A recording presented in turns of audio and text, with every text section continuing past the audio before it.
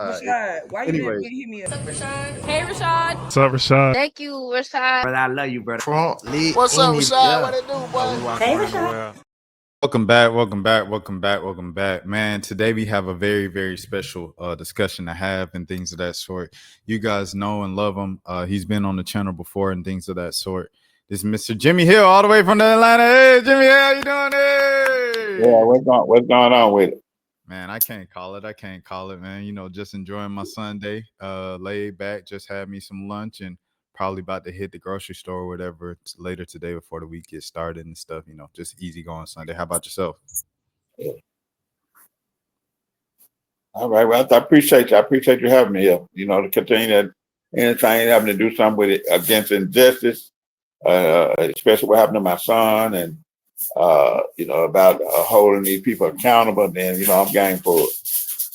Yes, sir. Yes, sir. And the reason why I brought you up this week is because obviously, as we discussed a little bit before, a lot of the blogs and kind of gossip pages, hip hop pages, everything like that, they've been posting and focusing a lot of attention on these leaked phone calls and leaked recordings of Young Thug. There was a recording of Young Thug allegedly in an interrogation room talking to detectives and officers for about an hour. And then that became, is Thug a snitch? Is Thug a snitch? And then more leaked audio just continued to come out. All of his jail calls with 21 Savage and Lil Baby and now Mariah the Scientist. All of these things are coming out. And everybody's paying attention to this. You know, people are calling Young Thug a rat. People do this, do that. You know, I feel like relationships are being broken. People are going against each other. This and that. They're fighting against each other, which is a thing that Fulton County DA Fonnie Willis said that she was actually kind of going after. That was her ultimate goal when she pursued the YSL RICO and stuff like that in Atlanta to end all of that and to break up all of their unity, pretty much. What did you say, Jimmy? No, they're talking to somebody. Okay. Yep. So that was her main goal from the jump.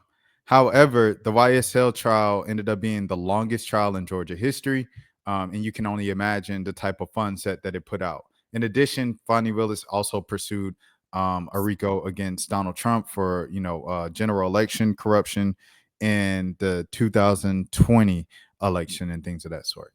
All of these high-profile cases. In the meantime, as a local district attorney, you know, the big cases around Fulton County are sometimes they can go to the wayside, focusing on the Donald Trump trial and the YSL trial and things of that sort. One of the trials could be the Jimmy Atchison case, where a former Atlanta police officer shot and killed Jimmy Atchison as Jimmy Atchison hid in a closet.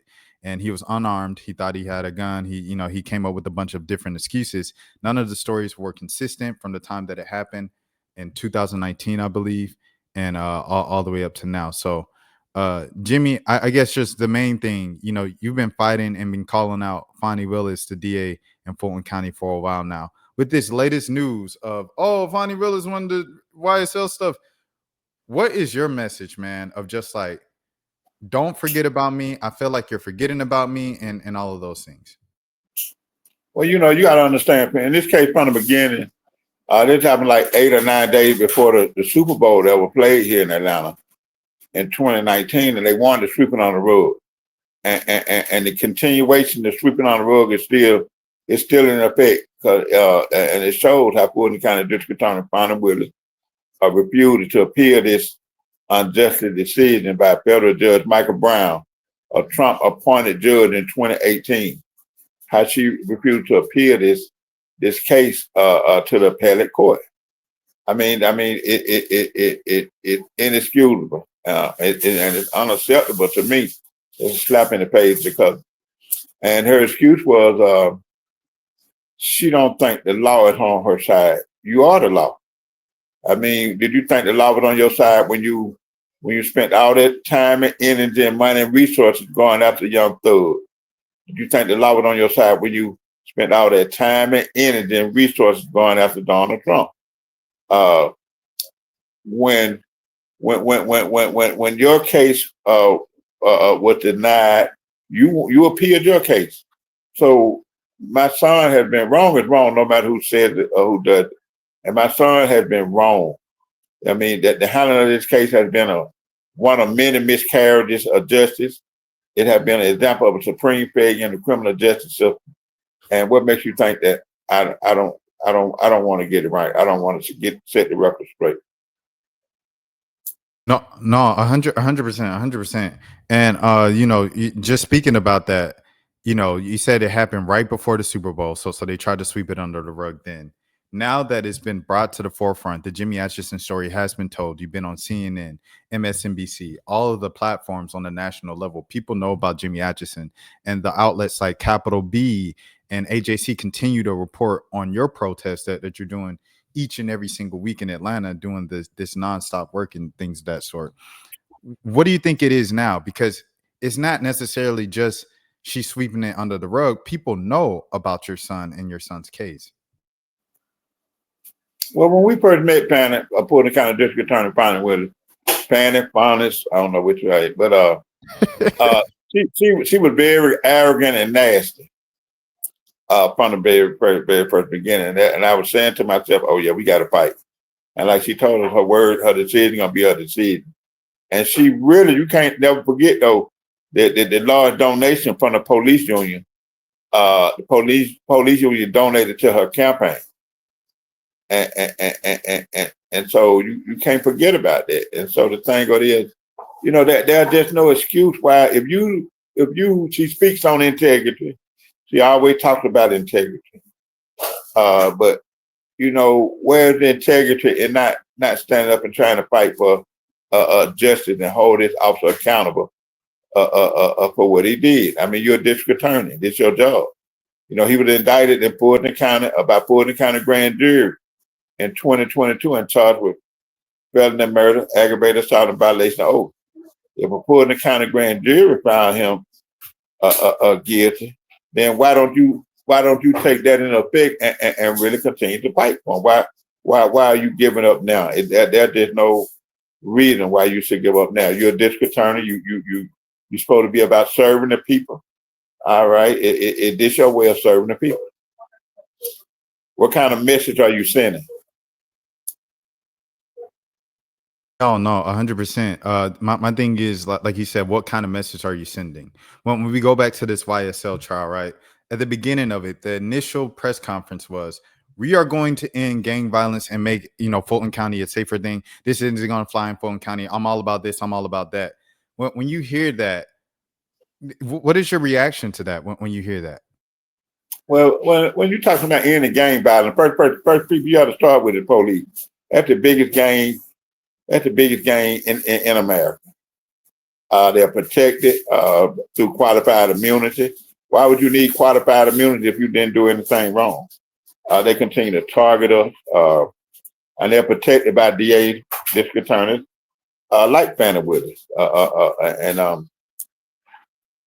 So I can understand you say you want to let's get this gang problem. Let's get our gang. Let's don't pick a selected few. Let's don't just go after black people. Go after them all. If you're gonna do it, let's do it right. Go after everybody. Hold everybody accountable. Everybody. And see, that's the thing that's going on in Atlanta now. Atlanta is about leadership in Atlanta is about relationship over accountability. No one wants to hold each other accountable. They will cover up for each other, but they're not holding each other accountable. Now you have to look at how many people have been murdered by Atlanta police in the city of Atlanta, who cases that still sitting on Fannie Willis' desk, or who she's dismissed, or who she's passed on. Or you have about 12 or 13 cases. I mean, what have she done? What have she done lately? She's done nothing. False promises. A lot of times in Atlanta, and I think just in general in Black America, we elect Black politicians and we celebrate the fact that they're the first Black this person in this role, the first Black person in this role, and all of that stuff is extremely important. But for you, what is like one thing that maybe even through this entire process that you've learned about elected Black officials and points of power? What did you learn about that is not necessarily the best thing for Black people all the time? Well, I know growing up, I'm 63 years old. Growing up, I used to be throw my fist in the air and pump. Growing up, I used to be so proud of Black leadership. I'm on the phone. I was growing up proud of Black leadership. Excuse me, my fault. Proud of Black leadership, but Black leadership have changed. No, they have been many have sold out, many are living in fear. Men are selling their soul for a few pieces of silver, a better position, or a title. Men are afraid to step on political toes. It's a big difference. I'm embarrassed by black leadership these days. I'm from former civil rights leaders. You have pastors, black pastors, even in my 6.5 years. 6.5 years of fighting, and black leadership have been silent on this case. Black leadership, I was thinking it might finally be an uproar when the judge made that decision to dismiss the charge against the officer. But it's still black leadership. Black leadership, they quote the quote. You can quote the quote of Dr. Martin Luther King, and they do a hell of a job of that. And they dress up on King's Day, and they wear the hats and the suits, and like I said, quote the quotes. But the truth of the matter is, so many people in black leadership, especially in Atlanta, Australia, so far away from what Dr. King was about. So how can you say his name but disremember his legacy? How can you lift up his name and don't lift up the issue that he cared for and died for? And one of those issues was we cannot be satisfied as long as black Americans continue to be the victims of unspeakable horror of police brutality. And that's what one of the issues was. Yeah, I remember. Were you finished? I didn't want to cut you off before you finish your answer. No, I was too. I remember when I went to the prayer visual. I believe that was in June. I want to say, or was that June? Yeah, something like that. Yeah. Yeah. I think Okay. So, July, yeah. Yeah. Okay. Yeah. So I remember this past summer, I went to the prayer visual, and at the prayer visual, I remember you were telling me about, like, and then you told me afterwards too in the interview how there's this Jewish rabbi who's always supported you guys throughout this entire fight, and he's been there more consistently than any black pastor. I wanted to ask you about Jamal Bryant, because Jamal Bryant, and I haven't approached Jamal Bryant with this myself, but he's so outspoken, especially about Trump, each and every single week. I feel like this is a localized thing that he doesn't have to go to DC. He doesn't have to get on a flight for, that he can, speak against Trump and everything locally. He doesn't have to go anywhere for it. Like, how have you reached out to Pastor Jamal Bryant? Have you guys have any interactions? What has that been like the last 6 years? I've reached out several times, and he say one thing. These pastors in Atlanta, they say one thing, but they don't. And you get lied to, from Jamal Bryant to Shannon Jones. He's the head of Concerned Black Clergy. And they just mislead you. That's the bottom line. They mislead you, and you lied to, and they just afraid. There's just something about police brutality that puts fear in them. How do you feel when those figures or any type of figure calls out Donald Trump, and then you're like, hey, this is a direct result of Donald Trump here in Atlanta. My black son, police brutality. In 2020, we were all marching for police brutality in the streets. After 2024 election, you all were protesting against Donald Trump. Why aren't you helping me with this situation where both worlds intersect?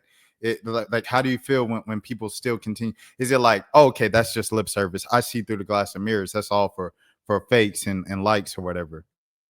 But one thing I know, like a lot of pastors, leaders of faith, came together, and a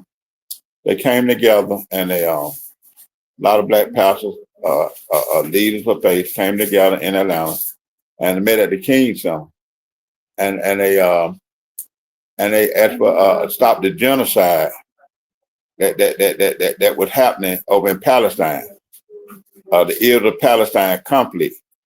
Okay, well, what about the genocide that's going on right here in Atlanta? These are young black men being murdered. So you're not saying nothing. And I noticed something like, we had people like from Bernice King and Dr. Bernice King and Dr. Bernice King and different people and a lot of black leadership. They will say something when it comes to high profile cases. Former Atlanta Mayor Keisha Bottoms, Senator Ralph Warnock, Governor Kemp, they would say things about from the Tyree Nichols cases, like Tyree Nichols cases and George Floyd. I mean, but and my condolences that go to the families of those victims. But what about what's going on in your bedroom backyard? They're silent. They're silent. They're silent when it comes to police brutality in their own baby backyard. I've been fighting for 6 years and haven't seen it yet. And I seen one state representative make a statement that said Tyree Nichols deserved to make it home. George Floyd deserved to make it home. And somebody else deserved to make it home. I was saying, well, what about the people in Atlanta? They've been killed by police. Didn't they deserve to make it home? So it's something going on. I don't know whether it has something to do with the Confederate. It just when it comes to police brutality in Atlanta, it's just too many scared black people in leadership positions. They allowed themselves to be manipulated, controlled, and intimidated by the presence and powers of white supremacy, but will allow themselves to be used as pawns and puppets and token black. I just had to call it like I see it. 100%. The question I have for you is, just going off of that in Atlanta, I think everybody knows, like, I'm from Cobb, right? So it's like everybody knows Cobb County Police, like, come on, black boy, like that's what it stands for. Like, don't mess with Cobb, don't mess with Paulding County, don't mess with Clayton County, Clayton County, Douglas County, all these outskirts. And then, but they say the Atlanta Police Department, it's like the reputation is they're a little more cooler. For you to be dealing with this, like you say, why do you think that's the case? And why do you think people are so scared to speak out against the wrongdoings of the APD? Like going back to the last question too. Atlanta police is one of the most cruelest departments it is. They have a high offense rate of killing of black people, of high velocity of arresting black people. Many people that killed by police in Atlanta, I could say 9 out of 10 people killed by Atlanta police are black people. They're black people. They target too, and it's not just the white. An Asian man killed my son. It's not just the Asian and the white. It's black police doing it too. In Atlanta, we supposed to be Atlanta, one of the most blackest cities in America, and the police force is mostly black. But Atlanta has a thing going on with police, and they're not being held accountable. You can go all the way back to Katherine Johnson, the botched drug raid. Katherine Johnson, 92-year-old black lady, got killed in 2006 during a botched drug raid. Atlanta police, even with my son, they didn't do a follow-up report between the witness and the accused, and that led to. That led to because they sloppiness, laziness, and carelessness. That also played a part in the death of my son. No, 100%. As we pull up Katherine Johnson up here and everything like that, God rest her soul. Man, speaking of, the officer that killed your son, have you forgiven Son Kim yet? And do you think forgiveness is a necessary step? Yeah, I don't hate him. I don't forgive him because I had to move on for that because I won't stay focused, and I need to stay focused on that. It's about accountability. Everybody likes responsibility, but don't nobody like accountability, and it's about I'm gonna hold him accountable, and I'm gonna continue this fight. And I'm gonna fight, and I'm gonna fight. I'm gonna strategize. I'm gonna pray, and I'm gonna continue to fight. He was a 26-year veteran with a troubled history. And so with Atlanta police, so what I'm saying is, why would, if Atlanta police couldn't handle him and control him, why would they allow him to be on loan to a federal task force? That's just that it don't make no sense. Why would you loan somebody to a federal task force who you can't even handle? That's just like getting him a license to kill, and that's exactly what he did. Andre Dickens, the Atlanta mayor, is from the same neighborhood. He's from the West Side and stuff like that. Is Andre Dickens aware of this case? Have you spoken to Andre Dickens about this whole situation? He's not gonna do nothing. That's why we have to hold him accountable. He's one of the ones who I always have said who allow themselves to be manipulated, controlled, and intimidated by the person in power of the white supremacy. He's one of the ones, and for the county district attorney finding with us. And it's like this right here. the most potent weapon in the hands of the oppressor is the mind of the oppressed.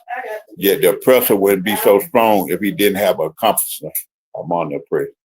And a lot of these people, through their silence, through their turn of a blind eye, of a concern is injustice, they have nothing but accomplices. And Andre Dixon is one of them. You know, he met with families. We met with him after many attempts. It took him about a year's time to meet with families, the victims of those families of those who lost loved ones to police brutality. And probably after about 4 or 5 tries, and we met with him, and he promised to meet with us again. That been 2 years ago. We ain't heard nothing else from him. We heard nothing from him, and just a bunch of false promises. You know, like black lives don't matter. You know, that's exactly what they say. Black lives don't matter. Speaking about that, I wanted to follow up. Like I said, we did the last time we met in person was the prayer ritual over the summer at the King Center, and then you met with Bernice King, and then you got to talk to her up front, and she said, okay. Following up on that, a month later, 2 months later, Labor Day weekend, has Bernice, said anything to you? Have you guys set up anything? Well, the actual contact was, I think one of her representatives that was there, she said something about contacting NAACP President Gerald Griggs. And she said, so they're supposed to get together and we're supposed to try to talk. We supposed to try to talk about, try to set something up with the families. But we haven't heard anything. And I reached out to Griggs and asked them, so how we gonna hold them accountable if you don't make the effort to try to have us meet? I'm so sorry about this noise in the back, man. They just you're right. It's not as bad as you think it is. It's like a little bit, but it's not like da. I can't hear you. You know what I'm saying? But yeah, I want to ask you, man, like even along those lines of what is the power of unity in numbers and things of that sort? When you have a bunch of people come out to support you, or just have any group of people come out to support you and let you know we're still here with you, we're still rocking with you. What do you think that means for the status of progression with your case and your pursuit of justice? Well, it gives me energy to want to continue to fight, because a lot of families done fell off. A lot of families done gave up. A lot of families that you have people out here barely holding on to their sanity. This system is designed to place wear and tear on you. And that's exactly what it's doing to a lot of these families. Through disappointment, discouragement, let down. A lot of these families are disappointed. A lot of them, and they ain't out here like they was in 2020. They're not out here. You might barely see a few that's out here. No, 100%. I remember I went to it was like the 2-year, I think, anniversary of the Rayshard Brooks. No, it was Rayshard Brooks' birthday. Like it was like his 23rd birthday or something like that. And his widow was out there, the mother of his children. And I was just talking to her, and she was just stone faced like the entire time. Like she was just cold. And people were talking to her, this and that, da da da da. They were like, we're gonna do something, we're gonna do this. And every single person that said that, she said, are y'all really gonna do that? Are y'all really, like, just a straight face? And then so I asked her about it, and she was just like, it's just been a lot of empty promises, a lot of the same stuff you're saying. How much of a letdown is that when so many people initially show you interest, genuine interest, or you think it is, and then you see over time that it was just lip service? I mean, you have to prepare yourself for that, because that's that's exactly what happened. A lot of people say they're with you. A lot of people say they're, that and scream their names, but people gonna be people. People change up on you. Some people there to go the distance. Some people ain't there to go the distance. I just tell everybody, thank you. I appreciate those who continue to fight. But you have activists and advocates, and you have these attorneys. You have so many people that are taking advantage of the vulnerability of these families. And it's done got to the family where these families don't want to trust nobody. They get away. The families ain't even trusting each other. There's so much going on, and that's what white supremacists do. They sit back and wait, because they know it's gonna happen sooner or later. And it seems like, if you keep doing the same thing, you're gonna keep getting the same result. And it seems like we ought to be done learned by now that that's what they're doing, sitting back waiting on us. But sometimes we let our pride get in the way. Sometimes we jealousy, envy. You know, that's what this system is designed to do. And they have a, you know, we have to realize this movement is bigger than any one, two, or three of us. This is a movement where we have to fight together with humbleness and humility and fight together. And sometimes we lose track on that. Once we start losing track on that, then you know it's all over. So what we have to do, we got to bounce back. We got to bounce back. You know, the families done fell out. Not really been that close the last couple of years. The 13, 14 families in Atlanta, but we got to have some kind of way to get it together. So what I try to do is I just try to continue to just stay out there and let people know. I want the audience to know that I'm not just out here fighting for my son. I'm out here fighting for your mother, your father, your sister, your brother, because there's no book on how not to become a victim of police brutality, especially if you're black. You know, never in a million years did we think they were going to end up on our doorstep, but it did. Do you think it's a necessary evil, like to have the high profile activists and, you know, kind of celebrity activists to come in and speak initially? Because even if, you know, like you said, like it might not be genuine or something like that, it might just be lip service, or humans flip and they switch, or they're going to switch sides on you eventually. Do you think it's a necessary evil, because that initial attention that they do bring can bring the people who are going to be in there for the long haul? Well, sometimes, but then you know, yeah, these celebrities in Atlanta, they on something else. That's why when I talk about the pastor, I'm talking about the celebrity, I'm talking about the organization, they talking about something else. People are living in fear. People are selfish. You know, our ancestors sacrificed themselves just for me and you to be here today. So many people are standing on the shoulders of our ancestors reaping the benefits, but yet and still, don't nobody want to sacrifice. People are living in fear. I remember when my son first got killed, he got killed not too far from where T.I. was raised up at, same side of town.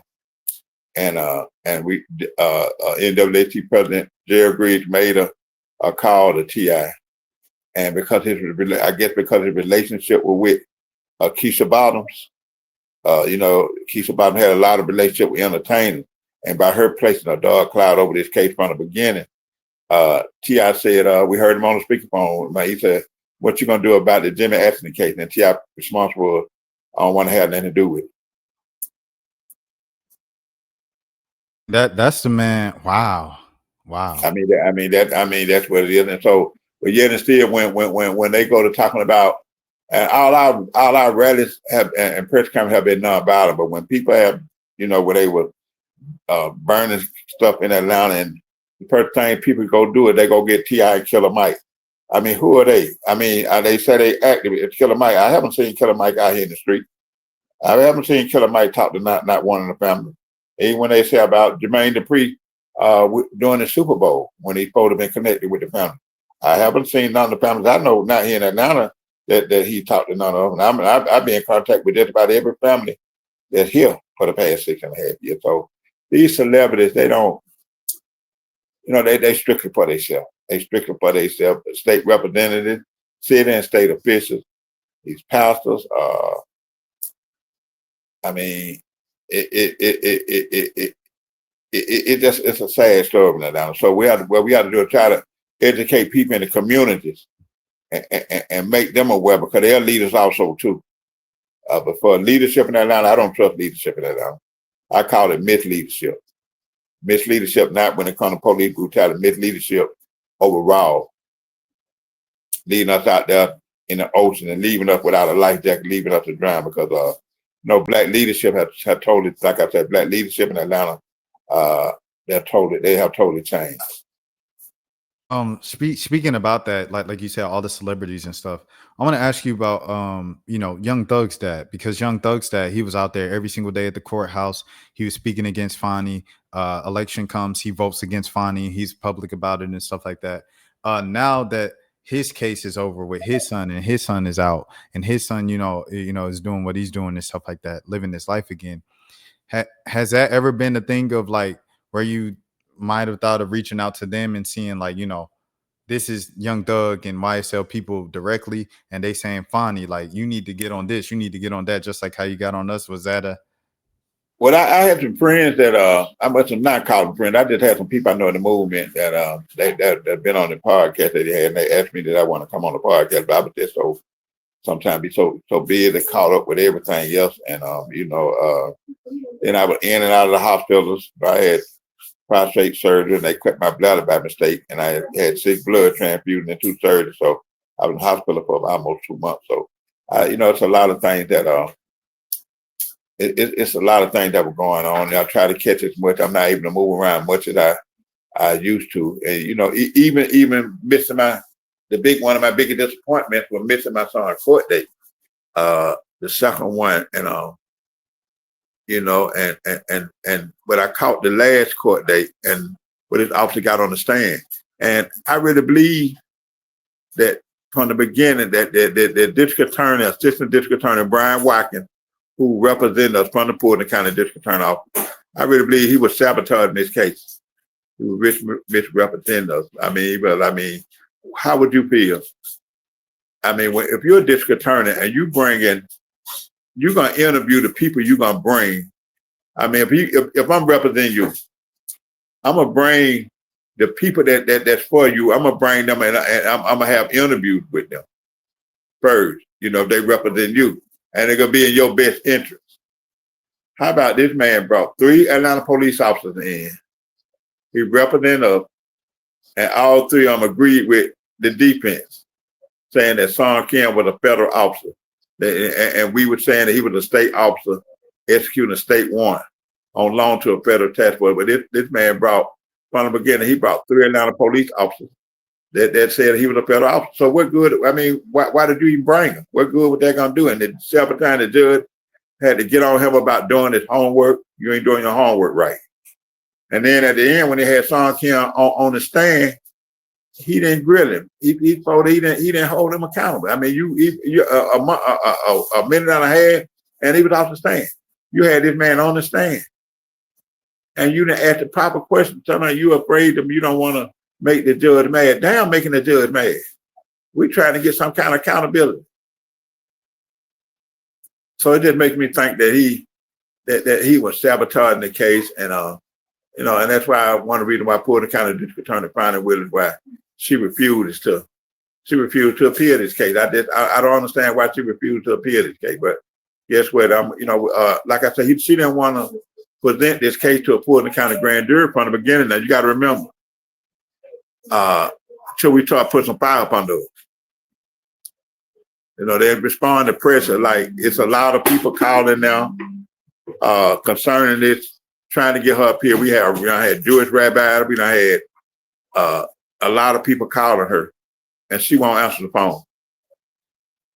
We had newspaper, Capital B, Atlanta Black Star. We've had different news people, media calling her. She would not answer the phone. You know how we find out that she said she wasn't gonna appeal this case? We found out through a reporter from Capital B. They were interviewing her about the Fulton County Jail about a month ago, and she asked her at the end of the interview, "But what about Jimmy Ashton?" And she said, "I'm not going to appeal it." So she didn't even have the integrity to call our family in and meet with our family to tell us that face to face. He had to find out through another avenue. So where's the integrity in that? And the thing of this, see, so now she continued to throw out about she got 68% of the vote.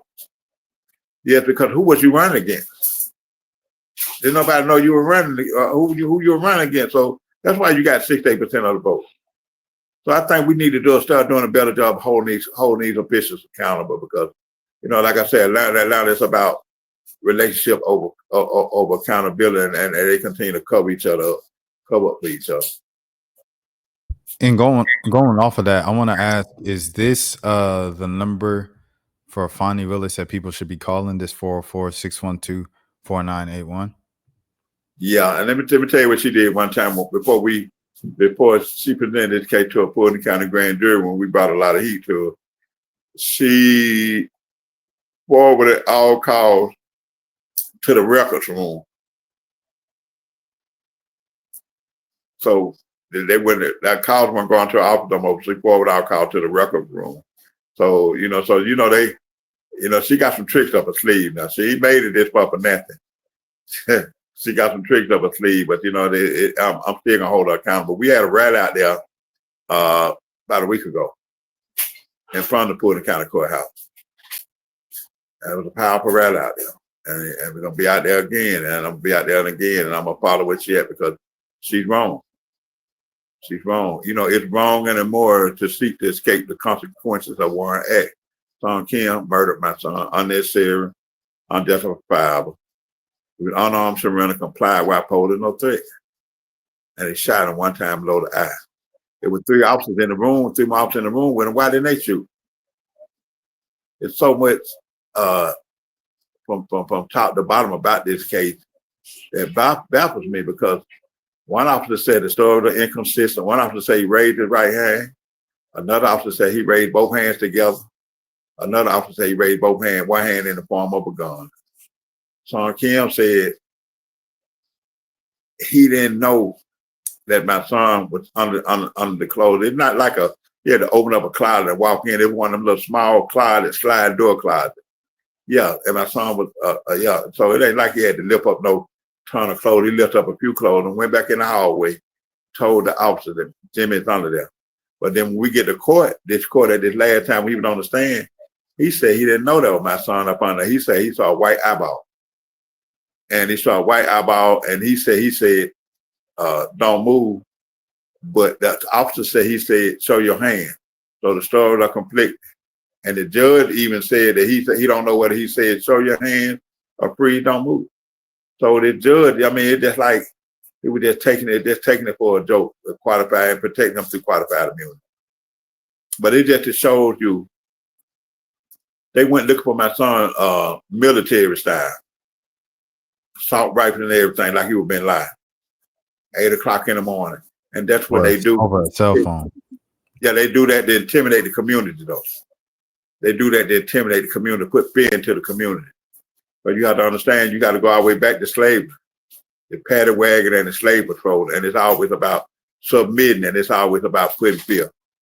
And that's why a lot of black people, like my son, are killed in broad daylight to intimidate the community. And that's what it's about, intimidation. The voice and the acts of racism, white supremacy, and Jim Crow continue to be louder than ever, like they are in this case.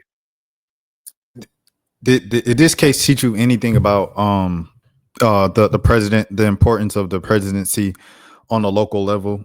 It's something that touched you directly, that Trump, when his first term, he appointed this guy to the federal court as a judge, and now so and so years later it affects you.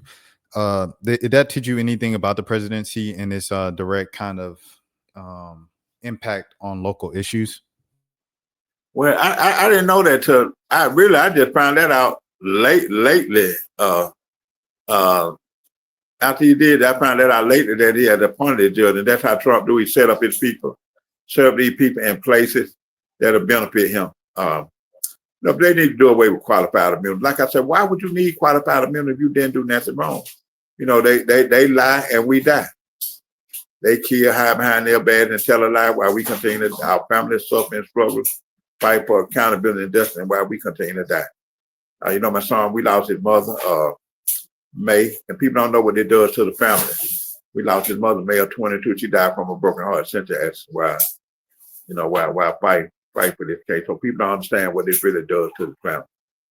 This system, I had to be reminded, this system, I used to say this system was broken, but this system ain't broken. This system is designed to do exactly what it's supposed to do, what it's designed to do. And that's what this system is doing. How are you feeling right now, health-wise? I'm a little banged up, but I'm all right. I'm ready to go back out there. I'll probably go out there one day next week in front of our office. I got to do it right by Petersburg at the temple. He get ready. He was out there with us at the rally. He spoke. He did a letter. He presented a letter to Fannie Willis in front of the courthouse. He read it. And now he's getting ready to present a letter so I can share with legislation, Fannie Willis, news media. He's getting ready to put together one. So like he said, he's gonna He gonna be with us to the end. You know, I was like, now this man here been true, and I can't even get people my own skin to you know, I mean, do Black lives really matter? I mean, what example y'all really said by continuing to remain silent and ignoring? You got all these young Black men have been killed now, and y'all are not saying not a mumbling word. You know, y'all, sometimes it feel like we out there on the island by ourselves, the family, but we know we got to fight. You know, you got to speak for those who can no longer speak for themselves, for the dead can't cry, but just it's the do that are living to do so for them. And I wish more people get involved. Like I said, we just not out there just fight for my son. We out there fight for the safety of us all. Because if you Black, believe me, you are targeted. You're targeted at any time. Is the boot off? Huh? Is the boot off? You said what now? The boot that you had on your foot. Oh, I got it. Yeah. Sometimes I walk with it, sometimes I don't. Yeah, it's getting there. Okay. Sometimes Okay. I'm learning how to walk again with just regular shoes on. Okay. Oh, All right. you know that the boot heavy too, man. Yeah. No, I'm already knowing. That boot heavy. I appreciate you. I appreciate your support. I really do appreciate your support, and that's showing the realness of you, man. I really appreciate, because it's at a time when, you know, sometimes when I'm out there holding up that sign, when you know me, I've been on the steps of the Capitol, and I go to Midtown, Buckhead, I be everywhere, City Hall, and when I see some of these Black people, I guess you can call it the haves or the have not. Yeah. And I see some of these haves, and I see, while I'm holding up that sign for my son, I fight for my son, I see shame. I see in that face, I see embarrassment. I see, in some faces, I see resentment. Like I'm not supposed to be out here fighting. Man, look, I talk about this all the time, Jimmy. I'm sorry for cutting you off, but I talk about this all the time, man. About like, I'm for Black people. Like, I'm for the poor Black people. I'm for the ratchet Black people. I'm for the ghetto Black people. I'm from the Black people that they got money, the bougie Black people. I'm for all the Black people. It ain't no, oh, Black Lives Matter and I'm for Black folks. Except if you're poor. That don't even make no sense. I'm for you unless you're ghetto. Like, that don't make no sense. I'm for Black people in general, because without that, we can't progress. We can't progress if it's just, oh, the middle class Black folks from the suburb. That don't even make no sense to me. Yeah. How can you say Black Lives Matter and you just for the middle class, or you just for people with titles and positions, man-made titles, a position? So how would you? And it's like that. You know, I try to meet with pastors. I'm putting together a prayer business, and trying to have it inside the City Hall, because so many people are going through so much. You know, I had another son that was murdered. You know, my son Curtis Jordan in 2012, at the age of 18 through community gun violence. And so, you know, God that gave me the strength to hang in there, because I've been lost my mind by now, and I did some real crazy stuff. And so we fought the same way I fight for my son Jim. That's how I fought for Curtis. It just, we didn't have to take this long. And you know, the two guys got life. So, you know, I'm gonna get stop gun violence also too, because we got to stop. You know, we kill us, they kill us. We keep killing us, they keep killing us. So we just got to stop. We got to just stop gun violence. And really, we talk about Black Lives Matter. We got to really show how much Black lives really matter. 100%. Jimmy, I kept you here for 45 minutes. So to wrap up, we're gonna wrap up with this one. How can the people help? How do the people know about the events and everything you have? Do they need to follow you on Facebook? Do they need to, like, is there a new, like, what do they need to do to make sure they can know about this fight and continue, you know, join you in this fight and help you out? Okay, you can go on Facebook. I'm Jimmy J Hill. You know, I had messed up a couple of accounts. Not Jimmy Hill, now that's my son. And you know, he might have some wild stuff up there. So I'm Jimmy J Hill. And you'll see me, I'm one with, you'll see a little boy, but I'm the one with the black shirt. You'll see me with a black shirt. And if you ain't ready for nothing real, I know you're trying to connect with my page, because that's what I do. I just try to bring it, like, I'm full of encouragement, I lift up, and but I'm about accountability. Let me see which one you got. I'm the one with the black shirt.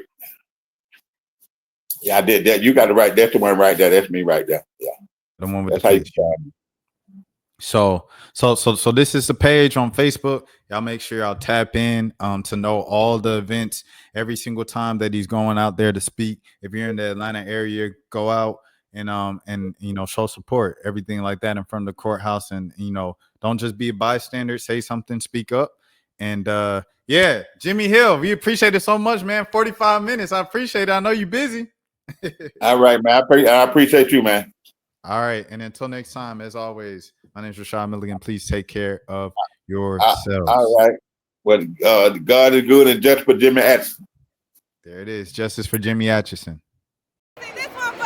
Rashad, why you didn't hit me up? What's up, Rashad? Hey, Rashad. What's up, Rashad? Thank you, Rashad. Brother, I love you, brother. Front, lit, What's up, in it, Rashad? yeah. What it do, boy? Hey, Rashad.